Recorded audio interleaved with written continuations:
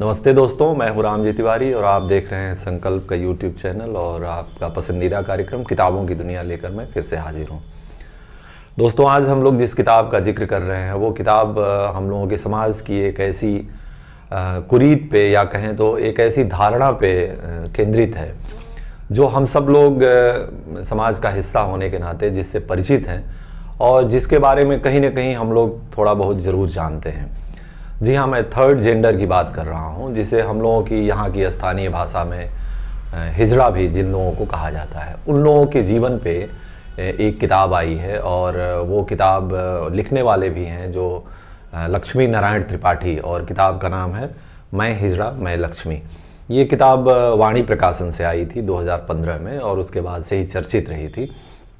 और इस किताब में जो एक थर्ड जेंडर के जो लोग हैं, जिन्हें थर्ड जेंडर या न्यूट्रल जेंडर भी कभी कभी कहा जाता है, उन लोगों की जो संघर्ष है, उनकी जो दिक्कतें हैं, उनका जो जीने का तरीका है और समाज में उनकी जो स्थिति है, और उसको कुल मिला के रेखांकित किया गया है। और ये किताब ये भी बताती है कि वे लोग किसी भी तरह से जो सामान्य लोग हैं, जैसे जो स्त्री पुरुष हैं, उससे किसी भी तरह से मानसिक रूप से कम नहीं है। बस ये अलग बात है कि शारीरिक रूप से उनमें कुछ भिन्नताएं हैं जो प्रकृति ने उन्हें प्रदान की है।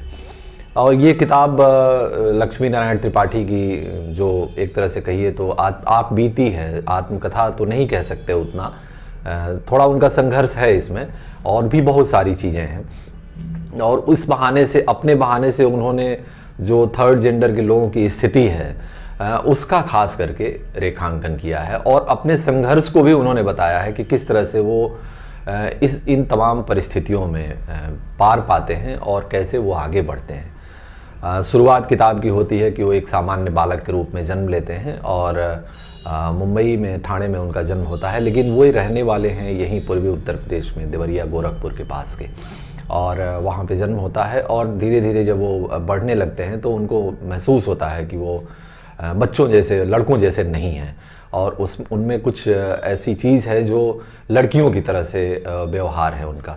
तो ये कश्मकश चलती है और धीरे धीरे बाद में चल के ये चीज़ें क्लियर होती हैं कि वो सामान्य एक लड़के की तरह से उनकी स्थिति नहीं है। और फिर तब उनको महसूस होता है कि वो थर्ड जेंडर की तरफ उनका झुकाव है और वो उस बीच में आते हैं जहाँ पे लड़का और लड़की के बीच की जो कड़ी होती है वहाँ पे वो जुड़ते हैं। तो जब ये पता चलता है तो आप समझिए कि इतना बड़ा हंगामा होता है, जैसे कि हर घरों में होता है और जैसे कि हर समाज में होता है, क्योंकि समाज उनको एक दूसरे तरह से देखता है, उनकी एक्सेप्ट नहीं करता। सबसे ख़राब बात क्या है कि समाज इस भिन्नता को एक्सेप्ट नहीं करता। आप देखेंगे कि इस चीज़ को लेके पश्चिम के देशों में बहुत लंबे समय से आंदोलन चल रहा है और बाद में उन्होंने वो सारे अधिकार प्राप्त किए हैं जो किसी स्त्री और पुरुष को हो सकते हैं। और अब जाके भारत की सरकार ने भी और भारत के सर्वोच्च न्यायालय ने भी LGBT को जो समुदाय कहा जाता है तो उसको वो सारे अधिकार उन्होंने दिए हैं।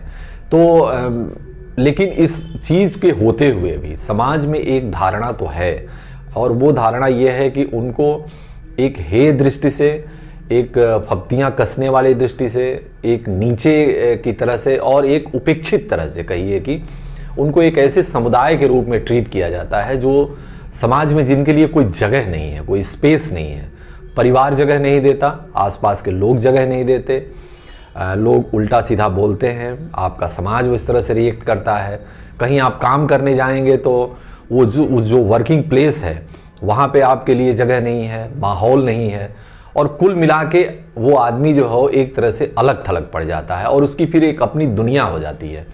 और वो दुनिया एक तरह से समझिए कि जो समाज की मुख्य धारा है उससे कट के, और उसमें कई अपराध, कई तरह की विकृतियाँ, कई तरह की दिक्कतें उस पूरी दुनिया में शामिल हो जाती हैं। अगर आप अपने शहर को, किसी भी शहर को देखें तो आपको ऐसे तमाम लोग मिल जाएंगे जो किसी तरह से अपना जीवन यापन करते हैं और कई बार वे इतने इस दुनिया के से क्षुब्ध हो जाते हैं कि कई बार बहुत आक्रामक तरीके से व्यवहार करते हैं।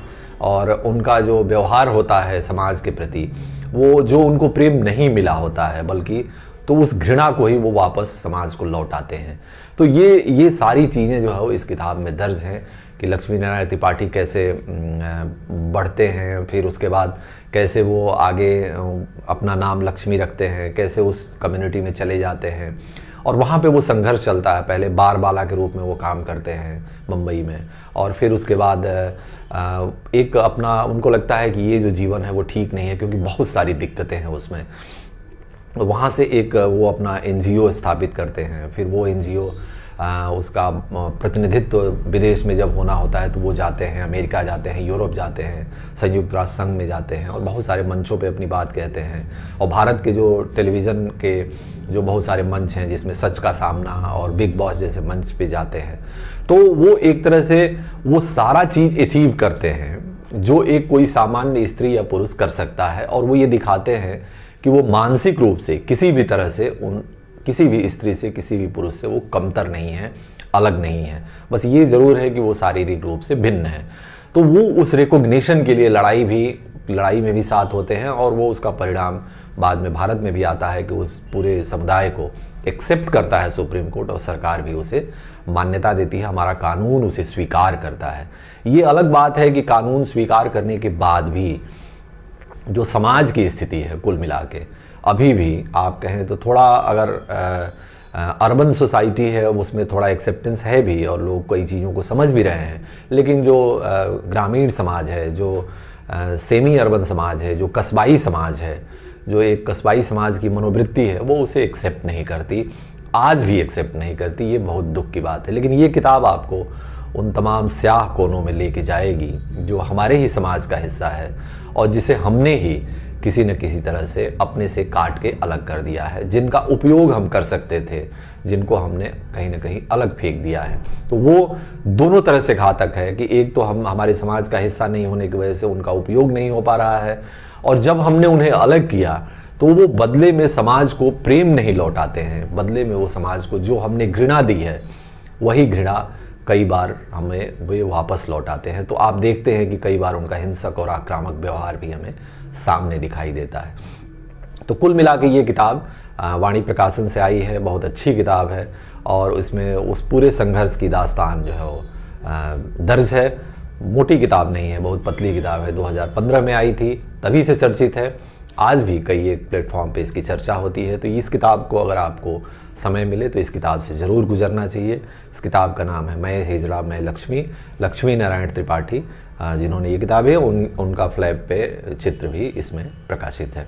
तो मित्रों, ये रही आज की किताब और अपनी प्रतिक्रियाओं से हमें अवगत कराते रहिएगा, बताते रहिए कि ये कार्यक्रम कैसा लग रहा है, इसमें आप क्या सुझाव और संशोधन चाहते हैं। और फिर हम आपसे वादा करते हैं कि अगले हफ्ते किसी और दूसरी किताब पे आपसे बात होगी। तब तक के लिए विदा, नमस्कार।